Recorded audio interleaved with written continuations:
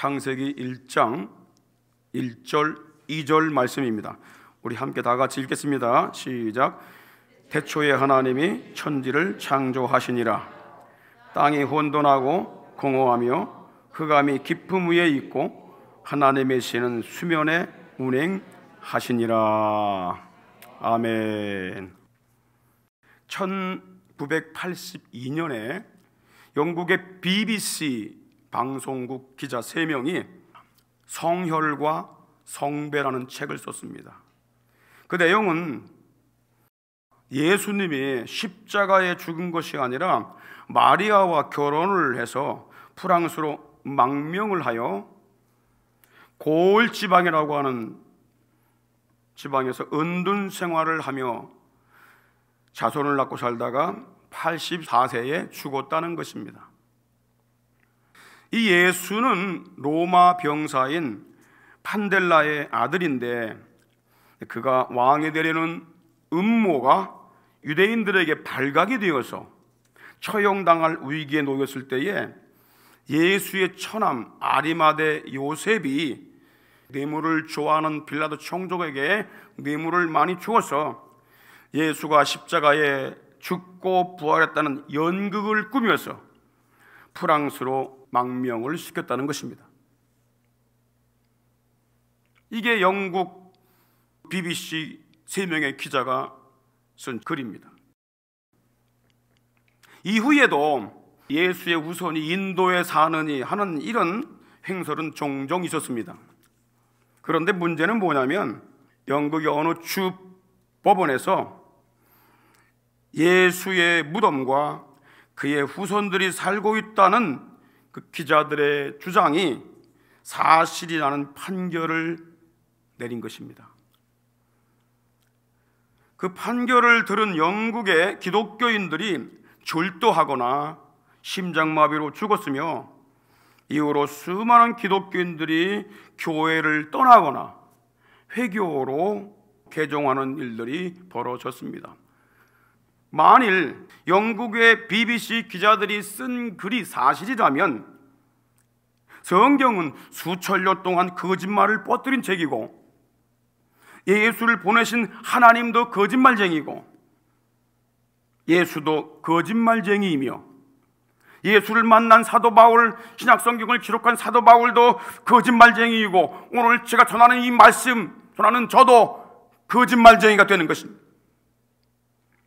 인간의 이성주의와 과학주의가 팽배하면서 기독교의 진리를 부인하는 일들이 세계 곳곳에서 일어나고 있는데 이것이 종말의 때를 알리는 경종이라고 할 수 있습니다. 인간에게 이성과 과학이 필요하지만 무신론적인 이성주의와 과학주의는 경계해야 합니다. 무엇이 과학주의입니까? 자연 과학만이 유일하게 존재하고 실존하는 것에 대한 진정한 지식을 제공하는 것이다 라는 이 생각을 가진 것이 과학주의입니다. 이성에 의해서 납득되는 것만이 사실임을 인정해야 한다라는 이것이 이성주의입니다. 이에 대하여 미국의 덴버 신학대학원의 철학 교수인 더글라스 크루토이스는 이렇게 말합니다. 과학주의는 침묵의 살인자이다. 사람의 영혼을 다 죽인다는 거예요. 그리고 미국의 리폼드 신학대학원의 제임스 앤더슨 교수는 이런 말을 합니다. 과학은 하나님이 주신 선물이지만 과학주의는 그 선물을 왜곡하여 올바른 과학과 기독교 신앙을 대적한다고 말을 했습니다. 이 과학주의자들이, 이성주의자들이 부인하는 것이 3가지가 있습니다. 첫째는 하나님이 우주 만물을 창조하셨다는 것을 부인합니다. 그 대신 거기다가 신화론과 빅뱅 이론을 집어넣습니다. 둘째는 예수 그리스도의 죽음과 부활을 부인합니다. 예수님이 십자가에 죽으신 것을 부인하고 다시 3일 만에 살아났다라고 하는 부활을 부인합니다. 그리고 성령 하나님의 감동으로 쓰여진 이 성경을 부인을 합니다. 이들은 결국 삼위일체 하나님을 부인하는 것입니다. 하나님의 천지 창조와 예수님의 부활과 성경을 의심케 하여 기독교를 무너뜨리는 악한 마귀가 인간의 이성주의와 과학주의를 통해서 역사하고 있는 것입니다. 인간의 이성주의와 과학주의가 기승을 부리며 기독교를 공격하여 와해시키려는 이 시대에 살고 있는 우리 그리스도인들은 어떻게 대처하고 살아가야 할까요? 첫 번째는 무에서 천지만물을 창조하신 하나님을 의심 없이 굳게 믿어야 할 줄 믿습니다. 자녀가 부모를 의심치 않고 받아들이는 것처럼 아버지 하나님이 우주 만물을 창조하셨음을 믿음으로 받아들여야 하는 것입니다. 오늘 본문 1절, 2절을 보십시오.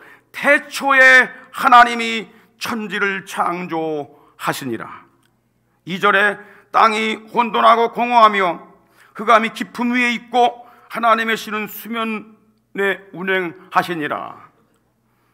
이 1절과 2절 요 관계, 그리고 3절 이하에 나오는 6일간의 창조, 이것이 어떤 관계일까? 라는 몇 가지 해석이 있습니다. 세 가지 해석이 있는데 간단합니다. 첫째는 제목설입니다. 1절에 태초에 하나님이 천지를 창조하시니라 라고 말씀한 것은 하나님이 창조하셨다는 이야기가 아니라 3절 이하에 나오는 창조를 설명하기 위해서 제목을 붙인 것뿐이다, 이렇게 해석하는 사람들이 있단 말이에요. 교묘하게 해석하는 거죠. 두 번째는 종속절입니다. 1절은 2절 뒤에 붙어야 할 종속절이다, 이렇게 해석을 합니다. 다시 말하면 2절에 땅이 공허하고 혼돈하며 흑암이 깊음 위에 있었던 그 상태에서 하나님이 천지 만물을 창조했다는 거예요. 세 번째는 간격설입니다. 1절과 2절에 어마어마한 간격이 있다는 거예요. 1절이 하나님이 천지를 창조하시니라 해놓고 어마어마한 간격이 있은 다음에 하나님이 재창조했다는 거예요. 하나님은 본래 하늘과 땅을 천사들이 거하는 장소로 온전하게 창조하셨는데 천사의 우두머리인 사단이 하나님을 대적했기 때문에 하나님의 심판을 받아 땅이 폐허가 되었다는 것입니다. 그러므로 하나님은 폐허된 혼돈된 땅을 6일 동안 재창조를 하여 복구함으로 오늘날과 같이 아름다운 세상을 만드셨는데 대부분 사람들이 이 해석을 따라갑니다. 그러나 이 세 가지 해석은 지나친 선입견을 가진 해석이고 이성과 과학주의에 맞추려고 하나님의 창조 능력을 제한한 인본주의적 해석입니다. 그렇다면 1절과 2절, 3절 이하의 6일간 창조를 어떻게 설명해야 할까요? 1절의 말씀처럼 하나님이 무에서 아무것도 없는 상태에서 천지를 창조하셨는데 그 직후에 땅이 혼돈하고 공허하고 흑암에 덮여 있었습니다. 그 땅을 6일간 아름다운 세상으로 만드셨다고 하는 거예요. 그래서 6일, 7일이 나오게 된 겁니다. 우리 인간이 지금도 6일 동안 일하고 하루 쉬는 일을 계속 반복하고 있습니다. 창조하다라는 단어 두 가지가 있어요. 첫째는 바라라고 하는 창조입니다. 원어가 바라. 이것은 없는 것에서 있게 만드는 창조입니다. 그래서 이 단어는 인간에게 쓸 수가 없어요. 오직 하나님께만 씁니다. 이 바라라는 단어를. 창세기 1장 1절에 하나님이 천지를 창조하시니라, 창조가 바라라는 단어로 쓰였습니다. 하나님께만 쓰여지는 거죠. 무에서 유를 창조하는 이 단어입니다. 또 하나의 단어는요, 3절 이하에 나오는 단어인데 아사라는 단어입니다. 아사, 만들다라는 단어입니다. 이미 창조된 것들을 활용해서 새로운 것을 만드는 거예요. 예를 들어서 흙을 가지고 도자기를 만든다든가 그릇을 만든다든가 뭐 기구를 만든다든가 화분을 만든다든가, 요거는 아사입니다. 아사. 이미 있는 재질을 가지고 변형시켜서 만드는 거예요. 재질이 어디서 나느냐? 이 재질을 만드는 거는 바로 하나님만 가질 수 있는 바라라는 창조입니다. 무에서 유를 창조하신 거예요. 그래서 1절에서 하나님은 아무것도 없는 상태에서 하늘과 땅을 창조하셨기 때문에 바라라는 단어를 썼고요, 3절 이하에 만들다라고 하는 단어, 6일 동안 만들다라는 단어는 모두 아사라는 단어, 있는 재료를 가지고 또 다른 창조를 한 것입니다. 다르게 만드는 거예요. 그래서 히브리서 11장 3절에 보게 되면 이런 말씀이 있어요. 믿음으로 모든 세계가 하나님 말씀으로 지어준 줄 우리가 아나니, 보이는 것은 나타난 것으로 말미암아 된 것이 아니니라. 자, 요게 무에서 유를 창조했다는 말이에요. 보이는 것은, 다시 말하면 보이는 만물들은 보이는 것들에게서 나온 것이 아니다라는 것입니다. 없는 데서 나온 것이고, 나온 그것에서 변형을 시켜서 오늘날 만물들이 된 거다라는 거예요. 오늘 이 교회 하나 보게 되면 어마어마한 재질들이 있습니다. 재료들이 있고요. 이게 다 어디에서 왔죠? 이게 땅에서 왔어요. 땅에서 나오는 나무, 재질, 흙에서 왔고요. 모든 것이 다 그렇습니다. 유리도 흙에서 왔고요, 쇠도 흙에서 왔고요. 다 하나님 만드신 재료를 가지고 인간이 또 만들어내는 것입니다. 인간은 창조자가 될 수 없어요.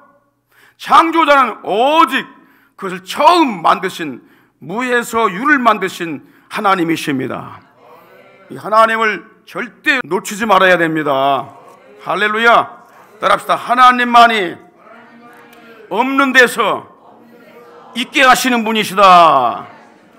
그래서 그 하나님을 전능하신 하나님, 창조주 하나님이라고 하는 겁니다.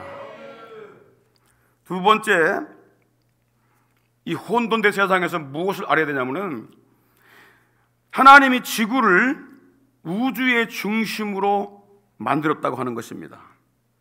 우주의 중심, 우주가 얼마나 큽니까? 그런데 지구를 하나님께서 중심축으로 만드는 겁니다. 자, 2절에 보십시오. 땅이 혼돈하고 공허하며 흑암이 깊음 위에 있고 했습니다. 처음 창조한 그 땅이 혼돈하다고 했는데, 혼돈이란 말은 형태가 없이 텅 빈 그 말이에요. 그리고 공허라는 말은 황무지가 된, 아무것도 없어, 황무지에 그냥 거기에 뭐 풀도 없고 나무도 없고 돌도 없고 집도 없고 산도 없고 아무것도 없는 거예요. 그리고 흑암이 덮여 있다, 이 말은 빛이 없는 암흑의 상태를 말합니다. 우리가 시멘트와 모래를 물로 혼합하죠. 그래가지고 물컹물컹 건축을 만들어요. 그래 어떻게 해요? 그걸로 벽돌을 만들기도 하고 바르기도 하고 여러 가지 모양들을 다 만들어냅니다. 그리고 또 흙에다 물을 섞어서 어떻게 해요?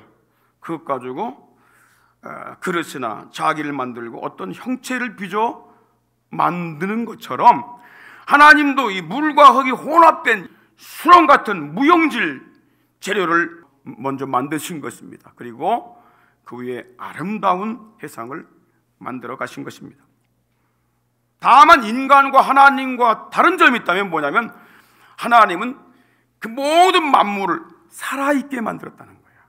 생명력 있게. 인간은 그걸 못하는 게 단점입니다. 다 따라가려고 하는데 그거 하나만 할 수 없어요. 인간의 한계점입니다.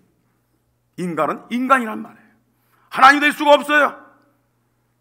자, 그런데 2절에 보니까 하나님의 신은 수면에 운행하시니라. 하나님의 신은 하나님의 하나님의 숨결, 하나님의 바람을 말하는 것으로 성령 하나님을 말씀합니다. 운행하다 이 말은요, 하나님의 신이 그 어마어마한 막 혼돈된 흙과 물로다가 다 곤죽이 돼가지고 출렁출렁하는 아주 깊이도 너무 깊고 그런 흑암에 덮여있는 재질 위에 하나님의 신 성령이 운행하고 있다는 거야. 자, 이 운행이란 말이 뭐냐면 어미새가 새끼 위에서 부드럽게 날다라는 뜻이고, 선회하다라는 뜻이고요, 또 하나는 알을 품다라는 뜻입니다. 자, 하나님이 창조하신 땅이 아무 형체도 없이 깊은 수렁으로 넘실거리고 부글부글 거리며 칠흑 같은 어두움이 덮고 있을 때에 암탉이 새끼를 낳을 때까지 알을 품고 있는 것처럼 하나님이 세상 만물들을 창조하실 때까지 성령 하나님이 이 땅을 품고 있었다고 하는 것입니다. 놀라운 것이 뭡니까? 하나님이 땅 위에 밤낮을 교차하게 하신 것을 보면은 지구를 둥글게 만드신 것을 알 수 있습니다. 하루에 한 번씩 밤낮이 바뀝니다. 이 말은 뭐냐면 이 지구를 둥그렇게 만들었다는 거예요. 돌게 만들었다는 거예요. 그리고 허공에 띄웠다는 것입니다.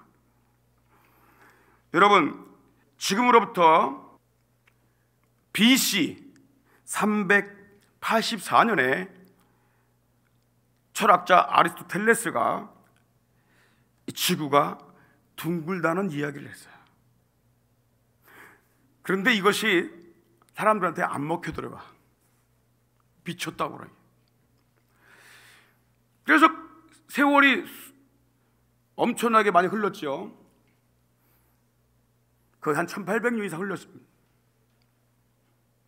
그 뒤에 지금으로부터 500년 전에 갈릴레이가 지구가 둥글다고 주장을 했어요. 그랬더니 그를 법조인들이 끌고 가면, 종교 법조인들이 끌고 가가지고 너 그거 철회하지 않으면 너 사형시킬 거야. 그러니까 이 갈릴레이가 살고 싶으니까 지구는 둥글지 않습니다, 이렇게 얘기했단 말이에요. 그리고 나오면서 뭐라고 했죠? 유명한 얘기가 있죠. 그래도 지구는 돈다. 이 유명한 말을 남겼어요. 그게 500년 전이야. 그런데 말입니다, 지금으로부터 3800년 전에 욥이라는 사람이 이렇게 말합니다. 욥기 26장 7절 보십시오. 그는 누구죠? 하나님은 북편 하늘을 허공에 펴시며 땅을 공간에 다시고 그랬어요. 땅을 어디다 달아요? 공간에. 사람이 3800년 전에 이런 말 할 수 있습니까? 이것을 땅을 만드신 분이 그거 알려주지 않으면 모르는 거예요. 지금은 이제 비행기가 뜨고 뭐 과학이 발달되니까 우주선 딱 가보니까 땅이 둥그래 정말. 지금서 알게 되는 거야. 과학이 지금서 맞춘 거야. 기준은 성경입니다. 그리고 이사야 40장 22절에 보니까 그는 땅 위 궁창에 앉으시나니 그랬어요. 여기서 궁창이란 말은 히브리어로 후크란 얘기인데 원, 둥근 천장, 원으로 된 천장, 둥근 그 뜻이에요. 이 궁창이란 말이 땅이 둥글다는 걸 표현한 거야. 그 위에 하나님이 계시다는 거야. 그 위에 둥근 땅 위에. 영어 뉴 킹 제임스 버전을 보게 되면 이 궁창을 The Cycle of the Earth라고 그랬어요. Earth는 뭐예요? 지구입니다. 지구 사이클. 원이란 얘기, 원. 이걸 이미 성경에서 수천 년 전에 말씀하고 있다고 말해요. 그런데 과학적으로 증명 안 됐다고 성경이 가짜니 성경이 뭐 틀리다니 이런 얘기하면 되겠느냐 말이에요. 자기가 모르면서, 자기 이성이 그거를 판단 못하면서. 지구가 우주의 중심인 이유가 있습니다. 뭘 보고 할 수 있느냐? 여러분, 하나님께서 이 지구를 먼저 만드시잖아요. 땅을 먼저, 하늘과 땅을 먼저 딱 만드셔요, 하나를. 그리고 그 다음에 네 번째 날 뭘 만드냐면은 태양과 달과 행성과 별들을 만드십니다. 지구가 중심이라는 거죠. 지구가. 창세기 1장 16절을 보십시오. 하나님이 큰 두 광명을 만드사 큰 광명으로 낯을 주관하게 하시고, 작은 광명, 이건 달입니다. 작은 광명으로 밤을 주관하게 하시고, 큰 광명은 태양이고 작은 광명은 달입니다. 또 별들을 만드시고, 그런데 19절에 보니까 이는 네 번째 날이다. 네 번째 날에 만드는 거예요. 지구를 먼저 만들어 놓고, 하나님이 하늘과 땅을 먼저 만들어 놓고 네 번째 날 뭘 만들어요? 태양과 달과 모든 행성들, 별들을 다 만드십니다. 지구가 중심이라는 거예요. 하나님의 천지창조는 땅에 집중되어 있습니다. 쉽게 말하면 이 지구는 달걀과 같은 거예요. 달걀 속에 있는 핵과 같습니다. 핵. 그 안에 노란 자가 있죠. 그 흰자가 있죠, 바깥에. 그리고 막으로 쌓여 있습니다. 이게 우주입니다. 그리고 외에는 공간입니다. 하나님이 계신 왕국입니다. 어마어마하게 큽니다. 그래서 하나님을 뭐라고 부르냐면 광대하신 분이라고 그래요. 우리가 감히 생각할 수 없는 광대하신 분. 하나님은 이 지구 안에, 핵심이 되는 지구 안에 각종 광물, 식물, 과일나무, 어류, 조류, 동물들, 살아있는 것들을 다 창조하신 거예요. 생명력을 불어넣었어요. 생명력이신 성령을 통해서 다 살아 움직이게 만들었다는 겁니다. 그러면 하나님은 무엇 때문에 지구를 우주의 중심으로 만드신 것일까요? 그리고 지구 안에 살아있는 만물들을 만드신 이유가 뭘까요? 부모가 자녀가 잉태된 거를 알면 어떡합니까? 아기가 날 걸 알고 요를 준비하죠. 신발도 준비하고, 그리고 또 분유도 준비하고, 또 옷도 준비하고, 다 미리 준비한단 말이에요. 아직 세상에 태어나지 않았어. 아이를 왜 준비하는 겁니다. 이와 마찬가지로 하나님도 땅 위에 사람을 거하게 하시려고 인간에게 필요한 모든 것을 만드신 것입니다. 창세기 1장 26절 보십시오. 하나님이 가라사대 우리의 형상을 따라 우리의 모양대로 우리가 사람을 만들고 그로 바다의 고기와 공중의 새와 육축과 온 땅과 땅에 기는 모든 것을 다스리게 하자. 하나님이 자신의 형상대로 창조한 사람이 땅에서 생육하고 번성하기 필요한 가장 적합한 환경을 만드시고 그것들을 관리하게 하신 것입니다. 왜? 생육 번성을 계속 해야 하니까. 그래서 여기 이 땅에서 생육하고 번성한 그들을 어디로 데리고 가냐? 하나님이 계신 영원한 나라로 데리고 가시는 것입니다. 시편 115편 16절 보십시오. 하늘은 여호와의 하늘이라도, 우리 물리적인 식으로는 못 갑니다. 하나님이 통치하신 하늘, 하나님 나라. 그런데 땅은 인생에게 주셨도다. 땅은 사람에게 살도록 그렇게 적합한 환경을 만들어 놓은 겁니다. 이사야 45장 18절에 봐도 이런 말씀이 있습니다. 여호와는 하늘을 창조하신 하나님이시며 땅도 조성하시고 견고케 하시되 헛되이 창조치 아니하시고 사람으로 거하게 지으신 자신이라. 그 말씀에 나는 여호와라, 나 외에는 다른 이가 없느니라. 흔들리지 말아야 돼요. 의심하지 말아야 됩니다. 여러분, 큰 광활한 사하라 사막을 간다고 해봅시다.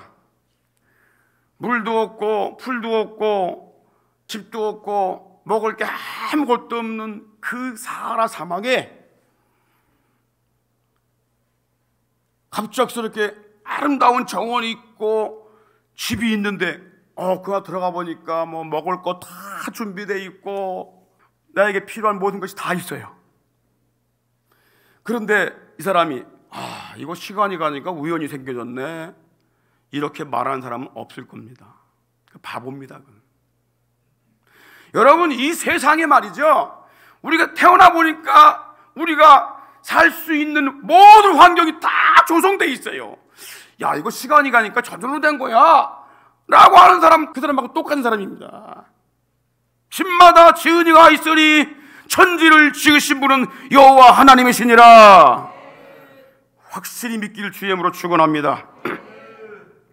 마지막으로 어떻게 해야 이성주의, 과학주의가 판치는 이 세상에서 내 믿음을 지켜나갈 수 있을까요? 믿음을 무너뜨리는 헛된 가르침을 경계해야 합니다. 과일나무를 무너뜨리게 하는 건요, 폭풍이 아닙니다. 그 과일나무에서 자생하는 벌레들입니다. 요 벌레가 갉아먹어 가지고 뚝 부러지는 겁니다. 마찬가지입니다. 우리를 망가지게 하는 건 외부에 있는 것이 아닙니다. 이 내부에 있습니다. 자녀들이 부모를 의심하고 불신하면 혼란에 빠집니다. 야, 이거 내 부모 맞나? 내 자식 맞나? 이래가지고 친자소송, 친부소송, 친모소송 이거 하고 그러면 얼마나 여러분 참 힘듭니까? 사는 게 사는 것 같지 않을 거예요. 그런데 사람이 우주 만물을 창조하신 하나님 아버지를 의심하고 불신하면 어떻게 되겠어요? 돌이킬 수 없는 미궁 속에 빠져버리는 겁니다. 성도들은 세상의 만물이 우연히 생겨난 것이 아니라 창조주 하나님께로부터 시작되었음을 알고 믿음을 무너지게 하는 인본주의적 가르침을 경계해야 할 줄 믿습니다. 영국의 청교도 복음 설교자인 아더 핑크, 황금의 입이라고 말하는 이 아더 핑크가 이런 말을 했습니다. 하나님은 위대한 시작자이시다. 모든 걸 출발하게 하신 분이다. 모든 것은 그로부터 시작이 된다. 그런데 신학과 철학, 그것들의 모든 잘못된 체계들은 인간으로부터 시작하여 하나님에게로 확대시키고자 애를 쓴다. 그러나 이것은 앞뒤가 바뀐 것이다. 우리의 모든 사고는 하나님께로부터 시작하여 인간에게 확대를 시켜야 한다라는 것입니다. 그는 성경에 대해서도 이렇게 말합니다. 성경은 인간의 언어로 표현되며 인간 손에 의해 기록되었고 인간의 귀에 전달이 된다. 그러나 거기에는 먼저 하나님이 계셨다. In the beginning God. 시작에 하나님이 계셨다. 베드로후서 1장 21절에 보니까 성경은 이 예언 말씀이죠. 예언의 말씀은 언제든지 사람의 뜻으로 낸 것이 아니다. 오직 성령의 감동하심을 입은 사람들이 하나님께 받아 말한 것이니라. 그래서 이 성경만이 하나님의 말씀인 것입니다.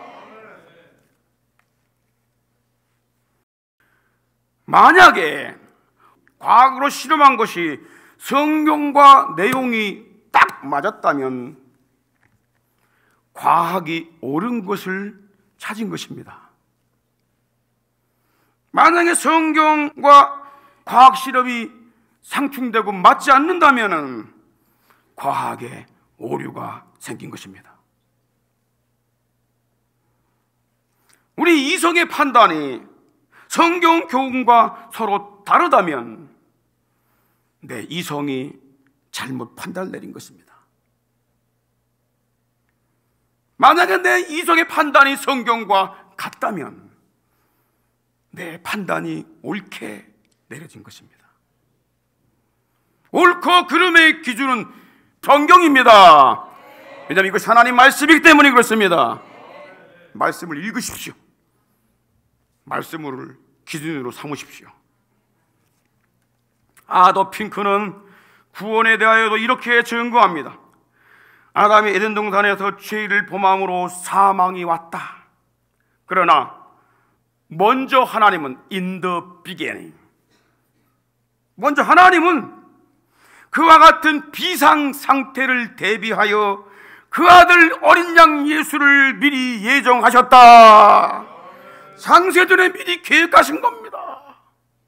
만약에 이 만들어 놓은 인간이 죄악에 빠지면 어떡하나? 그때는 아들 하나님이신 신령한 몸을 갖고 있는 그리스도가 내려가서 구원을 해야 되겠다. 계획을 미리 잡으신 겁니다. 그 계획에 의해서 베드로전서 1장 21절 보십시오. 그는 예수님은 창세전부터 미리 알리신 바 된 자다 그랬어요. 그런데 이 말세에 너희를 위하여 나타나신 바 되었다. 인간의 몸을 입고 이 땅에 오셨다 그 말이야. 너희는 저를 죽은 자 가운데 살리시고 죽음에서 십자가에 죽으시고 부활하시고 영광을 주신 하나님을 그리스도로 말미암아 믿는 자니 너의 믿음과 소망이 하나님께 있게 하려 함이라. 여러분, 어떤 죄가 가장 큰 죄인 줄 아세요? 우린 남의 거 물건 좀 치고 나쁜 일 하고 그런 것을 죄라고 여기지요. 그거는 아주 극히 적은 죄에 불과해요. 가장 큰 죄가 있어요. 하나님이 보시는 가장 큰 죄, 그게 뭐냐면 의심입니다. 의심, 불신입니다. 믿지 않는 겁니다. 믿어야 할 것을 믿지 않고 의심하는 것이 가장 큰 죄입니다. 이것이 불신앙이기 때문에 그렇습니다. 예수님은 이렇게 말씀하십니다. 요한복음 8장 45절에서 내가 진리를 말함으로 너희가 나를 믿지 아니하는도다. 내가 사실을 말하는데 왜 안 믿냐 말. 요한복음 16장 9절에 죄에 대하라 하면 저희가 나를 믿지 아니하며, 예수를 믿지 않는 것, 이것이 죄입니다. 이것이 큰 죄입니다. 우리가 의심과 불신앙의 죄, 여기에 빠지지 않으려면 몇 가지를 조심해야 됩니다. 첫째, 믿음을 떠나게 하는 귀신의 가르침을 경계해야 합니다. 디모데전서 4장 1절에 보십시오. 다 같이 읽겠습니다. 시작. 성령이 밝히 말씀하시기를 후일에 어떤 사람들이 믿음에서 떠나 미혹해 하는 영과 귀신의 가르침을 쫓으리라. 하나님을 믿는 사람들도 시간이 가면서 귀신의 가르침, 악령의 가르침, 미신, 주술적인 것, 이런 걸 따라간다는 거야. 기독교인들도 믿음이 없으니까 점쟁이한테 찾아가서 점을 보고 앞날 점쳐달라고 그러고, 우리를 만드시고 우리를 인도하신 분이 하나님이신데 어디 가서 구하자 말이에요. 귀신의 가르침을 중단하시기 바랍니다. 두 번째, 영혼을 빼앗는 철학을 경계해야 합니다. 골로새 2장 8절 보십시오. 다 같이 시작. 누가 철학과 헛된 속임수로 너희를 노략할까 주의하라. 이것은 사람의 유전과 세상의 초등학문을 쫓음이요 그리스도를 쫓음이 아니니라. 그러니까 철학에 빠지고 헛된 속임수에 빠진 자들은 그리스도를 따라가지 않는다는 거야. 세상 사람들이 만들어낸 사상 따라가는 것은 그리스도 쫓아가는 것이 아니라는 거예요. 여기서 철학은 뭘 말합니까? 지혜에 대한 사랑, 지혜를 구하는 마음, 그런 마음을 얘기해요. 그런데 하나님께 안 구하고 세상에서 뭐 원리를 가지고 구하려고 그러고 뭐 자꾸 지식을 가지고 구하려고 하는 거기서 만들어낸 사상들, 그게 헛된 철학입니다. 그 헛된 철학이 너희를 노략할까? 노략이란 말은요, 약탈하다, 포로로 빼앗다, 그 뜻이에요. 우리 마음과 생각을 다 빼앗아 버리는 것입니다. 그러니까 잘못된 사상에 물든 사람들은 마음과 생각 다 뺏겨가지고 돌아오지 않아요. 심각한 겁니다, 이게.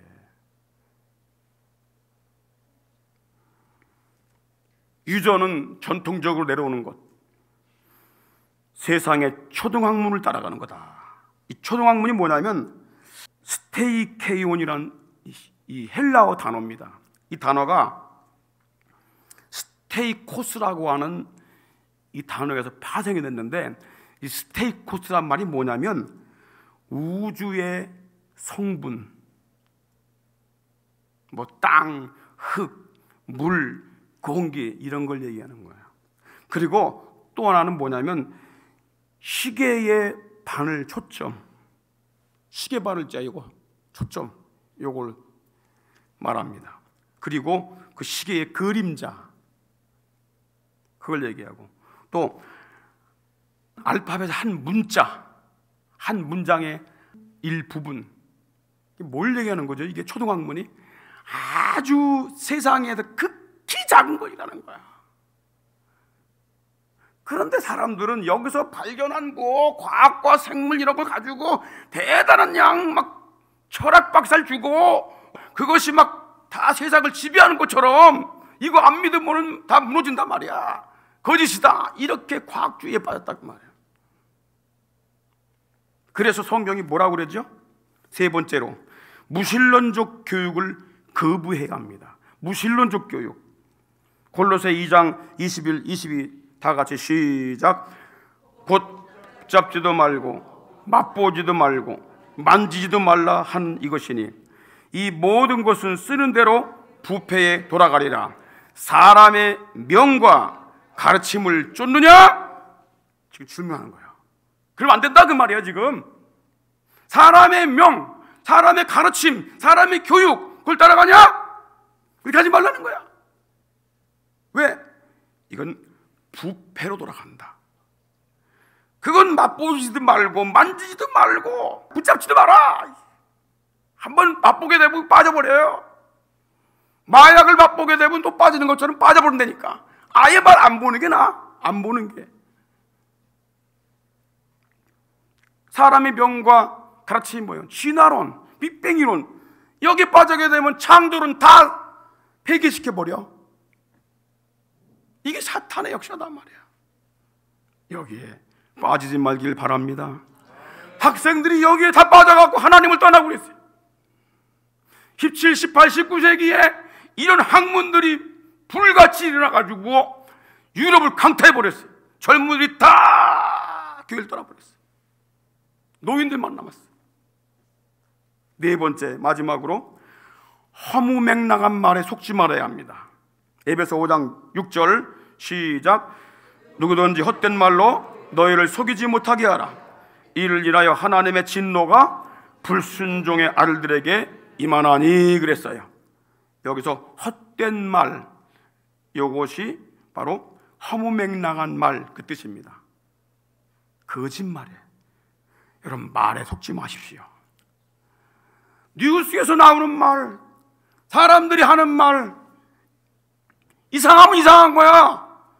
그 이상하다고 따라가지 말고, 아, 이건 내 마음의 양심이 볼 때 이거 아니다, 탁 잘라버려야 돼요.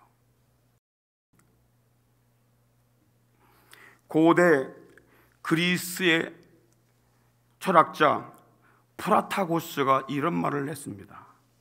이 말이 굉장히 사람들에게 영향을 줬어요. 지식인들에게 영향을 줬어요. 만물의 척도는 인간이다. 만물의 척도는 인간이 아닙니다. 삼위일체 창조주 하나님이 진리와 만물의 척도임을 믿으시기 바랍니다. 우리는 왜 그런지를 이 구절 통해서 알아야 됩니다. 고린도전서 8장 6절에 보십시오. 다 같이 한 목소리로 읽겠습니다. 시작. 우리에게는 한 하나님 곧 아버지가 계시니 만물이 그에게서 났고 우리도 그를 위하여 또한 한 주 예수 그리스도께서 계시니 만물이 그로 말미암고 우리도 그로 말미암았느니라. 우리에게 한 아버지가 있다는 거야. 한 하나님이 있다는 거야. 만물이 그분으로부터 나왔다는 거야. 우리도 그분을 위해서 지음받았다는 거야. 또한 한 주 예수 그리스도가 계시는데 만물이 그분으로부터 지음받았다는 거야. 삼위일체 하나님께로부터 지음받은 겁니다. 우리도 그를 위해서 지음받았다고 하는 겁니다. 그러니까 우리의 기준은 누가 되는 겁니까? 삼위일체 하나님이십니다. 우주 만물과 인간을 창조하신 하나님과 그 아들 예수 그리스도가 인간의 윤리와 도덕과 지식과 지혜의 근본임을 믿으시길 주임으로 축원합니다. 여기 근본이란 말이 뭐냐면 첫째, 최상의 것, 시작 그 뜻입니다. 그러니까 뭐예요? 잠언 1장 7절에 여호와를 경외하는 것이 지식의 근본이다. 모든 지식의, 세상 지식의 가장 으뜸이 되는 처음에 알아야 될 게 뭐냐면 하나님이십니다. 그리고 지혜의 근본이 누굽니까? 시편 111편 10절에 보니까 지혜의 근본이 여호와를 경외하는 거다 그랬어요. 사도 바울도 율법을 따라갔어요. 율법이 최고인 줄 알고, 법이 최고인 줄 알고. 그러다가 다메섹에서 예수님 만납니다. 부활하신 예수님 만나요. 그가 고백한 것이 뭔지 아십니까? 빌립보 3장 7절로 8절에 보니까 무엇이든지 내게 유익하던 것을 그리스도를 위하여 해로 여긴다. 이 세상에 있는 내가 유익했던 모든 건 예수 그리스도를 위해서 해로 여긴다. 그리고 모든 것을 해로 여김은 내 주 그리스도 예수를 아는 지식이 가장 고상함을 인합니다. 이 고상이란 단어가 뭐냐면 능하게 하다, 위에 있다, 탁월하다 그 뜻이에요. 예수님을 아는 지식이 가장 위에 있는 것이고 가장 탁월한 줄 믿으시기 바랍니다. 그래서 그분 더 알기 위해서 다른 것들은 자꾸 버린다고 그랬어요. 다른 것은 배설물처럼 버린다. 똥같이 버린다. 똥같이. 우리는 경건함과 감사함으로 하나님을 경외하며 예배하며 그분의 말씀을 지키며 살아야 할 줄 믿습니다. 전도서 12장 13절 시작. 일의 결국을 다 들었으니 하나님을 경외하고 그 명령 말씀을 지킬지어다. 이것이 사람의 본분이니라. 할렐루야. 이 본분이란 말이 뭐냐면 전부란 말이, 전부다, 전체다, 완전함이다 그 뜻입니다. 본분, 인간의 본분, 인간의 완전함, 인간의 전부는 뭐냐면 하나님을 경외하는 것입니다. 그리고 그 말씀을 지켜 행하는 것입니다. 이것이 온전한 인간, 하나님이 원하시는 인간이 되는 비결입니다. 생명의 말씀으로, 진리의 말씀으로 저희를 먹이시고 축복하신 하나님, 영광과 존귀와 찬양을 올려드립니다. 일생을 다가도록 우리가 붙들고 찬양하고 사모하고 나가야 할 이름 예수 그리스도. 예수 그리스도, 주님을 붙들고 의지하며 믿음의 길을 잘 달려가게 하여 주시옵시고, 좌로나 우로나 치우치지 말게 하여 주시옵시고, 뒤돌아보지 않게 하여 주시옵시고, 믿음의 주여 또 온전케 하시는 이인 예수 그리스도를 바라보게 하여 주시옵소서. 사랑하게 하여 주시옵소서. 의지하게 하여 주시옵소서. 우리 대신의 모든 가족들에게 이 놀라운 은혜로 축복하여 주시옵소서. 빛 대신 주님과 함께 이 한 주간을 달려가게 하여 주시고, 날마다 순간마다 주님으로 살게 하여 주시고, 주님으로 찬양하게 하여 주시고, 깨어 기도하게 하여 주시옵소서. 성령 충만한 우리 모든 식구들이 되게 하여 주시옵소서. 지금은 우리 구주 예수 그리스도의 크신 은혜와 하나님 우리 아버지의 극진하신 사랑하심과 성령님의 감동, 감화, 충만 교통하심이 사랑하는 모든 성도들의 심령, 가정, 저들의 사역과 산업들을 위해와 이 땅에 주의 피로 사신 모든 교회들을 위해와 전 세계에 파송되어 생명의 복음을 전하고 있으며 다시 오실 주님을 예배하고 있는 모든 우리 선교사님들을 위해 이제로부터 영원토록 함께 있을지어다. 아멘.